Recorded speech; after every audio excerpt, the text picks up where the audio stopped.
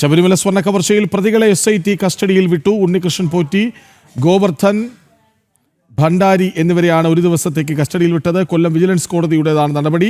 വിവരങ്ങളുമായി മനോജ് ഒപ്പം ചേരുന്നു. മനോജ്, അങ്ങനെയെങ്കിൽ ഈ 3 പേരെയും ഒരുമിച്ചിരുത്തി ചോദ്യം ചെയ്യും എന്ന കാര്യം കൃത്യമാണ്. അതുണ്ടാകും, കൂടുതൽ കാര്യങ്ങൾ പുറത്തു വരും അല്ലേ? തീർച്ചയായും 3 പേരെയും ഒന്നിച്ചിരുത്തി ചോദ്യം ചെയ്യാൻ തന്നെയാണ് SITയുടെ നീക്കം. അതിന് തന്നെയാണ് കഴിഞ്ഞ ദിവസം SIT കസ്റ്റഡി അപേക്ഷ സമർപ്പിച്ചത്. എന്തായാലും കൊല്ലം വിജിലൻസ് കോടതി ഈ കസ്റ്റഡി അപേക്ഷ പരിഗണിച്ചുകൊണ്ട് ഉണ്ണികൃഷ്ണൻ പോറ്റിയെയും സ്മാർട്ട് ക്രിയേഷൻസിന്റെ CEO ആയിട്ടുള്ള പങ്കജ് ഭണ്ഡാരിയെയും സ്വർണ്ണ വ്യാപാരിയായ ഗോവർദ്ധനെയും ഈ SITക്ക് വിട്ടു നൽകിയിട്ടുണ്ട്. ഒരു ദിവസത്തേക്കാണ് കസ്റ്റഡി അപേക്ഷ നൽകിയിട്ടുള്ളത്. എന്തായാലും ഈ കോടതി നടപടിയിൽ SIT ഇവരെയുമായി പുറത്തേക്ക് പോയിട്ടുണ്ട്. അതേസമയം തന്നെ ഈ 3 പേരെയും ഒന്നിച്ച് ചോദ്യം ചെയ്യുന്നതിലൂടെ സ്വർണം എവിടേക്കൊക്കെ എത്തിച്ചു എന്നുള്ളതിനെ പറ്റി കൂടുതൽ വ്യക്തത വരേണ്ടതുണ്ട്.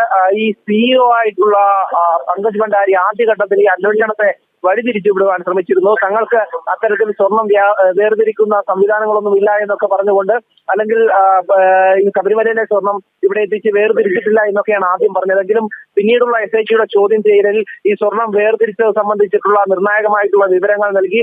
അതിനുശേഷം ഈ വേർതിരിച്ച സ്വർണം അത് ബെല്ലാരി ഗോവർദ്ധനെ ഉണ്ണികൃഷ്ണൻ പോറ്റി കൈമാറിയതടക്കമുള്ള വിവരങ്ങളാണ് SITക്ക് ലഭിച്ചത്.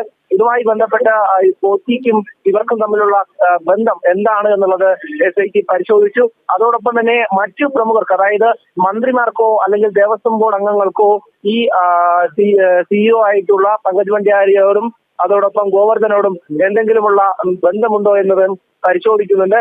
എന്തായാലും ശബരിമലയിലെ സ്വർണം സ്മാർട്ട് ക്രിയേഷൻസ് എന്ന കമ്പനിയിലെത്തി വേർതിരിച്ചു എന്നുള്ളത് SIT ഉറപ്പിച്ചിരിക്കുകയാണ്. അത്തരത്തിലുള്ള ഒരു നീക്കം ഉണ്ണികൃഷ്ണൻ പോറ്റിയുടെ ഭാഗത്തു നിന്നുണ്ടാകുന്നു. ഉണ്ണികൃഷ്ണൻ പോറ്റിയാണ് ഈ ചെന്നൈയിലേക്ക് അടക്കം ഈ സ്വർണം കൊണ്ടുപോകുന്നത്. പക്ഷെ അതിനുവേണ്ടി ആരൊക്കെ സഹായിച്ചു എന്നതിനെ പറ്റിയാണ് SIT സംഘം കൂടുതൽ അന്വേഷിച്ചു വരുന്നത്. കാരണം ഒരു ഉണ്ണികൃഷ്ണൻ പോറ്റി മാത്രം വിചാരിച്ചാൽ ഇങ്ങനെ സ്വർണം കടത്താൻ പറ്റില്ല. അതിന് കൃത്യമായിട്ടുള്ള ഒരു സഹായം ലഭിച്ചിട്ടുണ്ട്. അതൊക്കെ തന്നെ സർക്കാരിന്റെ ഭാഗത്തു നിന്നാണോ അല്ലെങ്കിൽ ദേവസ്വം ബോർഡ് അംഗങ്ങൾ തന്നെയാണോ ഇതെല്ലാം ചെയ്തത് എന്നുള്ളതാണ് SIT പരിശോധിച്ചു വരുന്നത്. ഇതിലെ പ്രധാനപ്പെട്ട കാര്യം മന്ത്രി കടകംപള്ളി സുരേന്ദ്രനെ അടക്കം SIT ചോദ്യം ചെയ്തിരുന്നു എന്നുള്ളതാണ്. അവസാനമായി ബോർഡ് അംഗമായിരുന്ന വിജയകുമാറിനെ അറസ്റ്റ് ചെയ്യുന്നു. അതോടൊപ്പം തന്നെ ഈ വിഗ്രഹക്കടത്ത് സംഘത്തിന്റെ ആ ഒരു സംശയത്തിൽ മറ്റ് പ്രതികളെ അടക്കം, അതായത് ഇനി അറസ്റ്റ് ചെയ്യാൻ ഇരിക്കുന്നവരെ അടക്കം ചോദ്യം ചെയ്ത് കഴിഞ്ഞു എന്നുള്ളതാണ്. എന്തായാലും ശബരിമലയിലെ സ്വർണ്ണക്കടത്തുമായി ബന്ധപ്പെട്ട് ഒരു അന്താരാഷ്ട്ര ബന്ധം തന്നെ ഉണ്ട് എന്ന് SIT കണ്ടെത്തുന്നു. അതിനനുസരിച്ചുള്ള അന്വേഷണവും നടത്തുന്നുണ്ട്. അതേസമയം തന്നെയാണ് ഈ പ്രതികളെ കസ്റ്റഡിയിൽ വാങ്ങുന്നത്. എന്തായാലും പത്മകുമാറിനെ, അതായത് മുൻ ദേവസ്വം ബോർഡ് പ്രസിഡന്റും അതോടൊപ്പം CPM നേതാവുമായിട്ടുള്ള പത്മകുമാറിനെ കഴിഞ്ഞ ദിവസം വിജിലൻസ് കോടതിയിൽ ഹാജരാക്കി റിമാൻഡ് കാലാവധി എക്സ്റ്റെൻഡ് ചെയ്തിരുന്നു. അതിനപ്പുറം പത്മകുമാർ സമർപ്പിച്ച ജാമ്യാപേക്ഷയും ഇനി വരും ദിവസങ്ങളിൽ പരിഗണിക്കുന്നുണ്ട്. എന്തായാലും ഇതുവരെയും ഒരു പ്രതികൾക്ക് പോലും വിജിലൻസ് കോടതി ജാമ്യം നൽകിയിട്ടില്ല എന്നുള്ളതാണ് ശ്രദ്ധിക്കേണ്ടത്. അതായത് ഹൈക്കോടതിയുടെ നിരീക്ഷണത്തിലാണ് ഈ അന്വേഷണം നടക്കുന്നത്. അതുകൊണ്ട് തന്നെ വിജിലൻസ് കോടതിയിൽ നിന്നും ഒരു പ്രതികൾക്കും ഇതുവരെയും ജാമ്യം ലഭിച്ചിട്ടില്ല. വിജിലൻസ് കോടതി ജാമ്യാപേക്ഷകൾ തള്ളുന്നതനുസരിച്ചാണ് ഹൈക്കോടതിയെ സമീപിക്കുന്നത്. എന്നാൽ അവിടെയും ഈ ജാമ്യാപേക്ഷകൾ തള്ളുന്നത് തന്നെയാണ്. അതായത് കോടതി തന്നെ ഇവർക്ക് ഈ കേസുമായി ബന്ധമുണ്ട് എന്നുള്ളത് കോടതിക്ക് തന്നെ മനസ്സിലാകുന്നു. SITക്ക് അത് കൃത്യമായും കോടതിയെ ബോധിപ്പിക്കാൻ കഴിയുന്നു. കൃത്യമായിട്ടുള്ള തെളിവുകൾ നിരത്തി ഇവരുടെ ജാമ്യാപേക്ഷകൾ തള്ളുന്ന വിധത്തിലേക്ക് കാര്യങ്ങൾ കൊണ്ടുപോകാൻ കഴിയുന്നു എന്നുള്ളതാണ്. എന്തായാലും യഥാർത്ഥ പ്രതികളിലേക്ക് അന്വേഷണം എത്തണം. ഈ അന്താരാഷ്ട്ര വിഗ്രഹക്കടത്ത് സംഘത്തിന് ഇതിൽ എന്തൊക്കെയാണ് പങ്കുള്ളത്, ആരൊക്കെയാണ് ഇവരെ സഹായിച്ചിട്ടുള്ളത്, മന്ത്രിമാരിൽ നിന്നടക്കമുള്ള സഹായങ്ങൾ ഏത് വിധത്തിലാണ് ലഭിച്ചിട്ടുള്ളത് എന്നതിനെ കുറിച്ച് കൂടുതൽ അന്വേഷണം വേണമെന്നതാണ് പുറത്തുള്ള ഒരു ഭക്ത സമൂഹം തന്നെ ആവശ്യപ്പെടുന്നത്.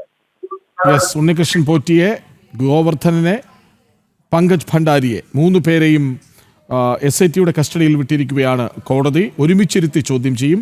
ഒരുമിച്ചിരുത്തി ചോദ്യം ചെയ്യുമ്പോൾ ഒരേ കാര്യങ്ങളല്ല പറയുന്നതെങ്കിൽ ഉറപ്പായും കൂടുതൽ പെട്ടുപോകും ഈ 3 പേരും.